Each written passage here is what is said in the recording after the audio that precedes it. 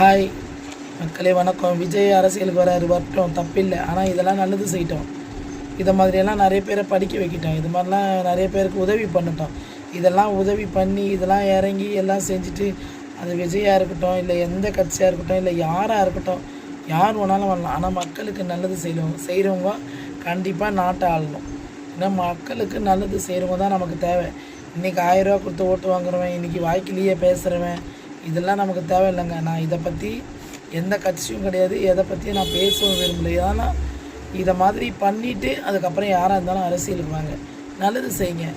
நான் இது மாதிரி இல்லாதப்பட்ட குடும்பம் எவ்வளோ பேர் பாருங்கள், பஸ்ஸுக்கு கூட காசு இல்லை, ஒரு வேளை உணவு கூட காசு இல்லை. அவங்களுக்கெல்லாம் அன்றைக்கி கொடுத்து இன்றைக்கி டாக்டர் ஆகிருக்காங்கங்க, இன்றைக்கி இன்ஜினியர் ஆகிருக்காங்க, இன்றைக்கி எவ்வளோ ஒரு துறையிலையும் அவங்க ஆளுங்க வேலை செய்கிறாங்க, அவங்க படிக்க வச்ச வேலை இதெல்லாம் கேட்டாலும் மன மகிழ்ச்சியாக. இது யாரோ தான் நல்லா இருக்காங்க, யாரோ படிக்க வச்சாங்க, யாரோ படித்தாங்க, யாரோ நல்லா இருக்காங்க, யாரோ வசதியாக வாழ்கிறாங்க, சொத்து சொகலாம் அந்த பசங்க வாங்கியிருக்குது. அதெல்லாம் கேட்கும் போதே மனசு மகிழ்ச்சியாக இருக்குதுங்க.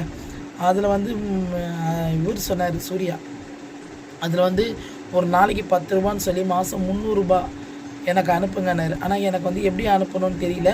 அது எப்படி அனுப்பணும்னு தெரிஞ்சால் இருங்க, அடுத்த வீடியோவில் சொல்கிறேன்.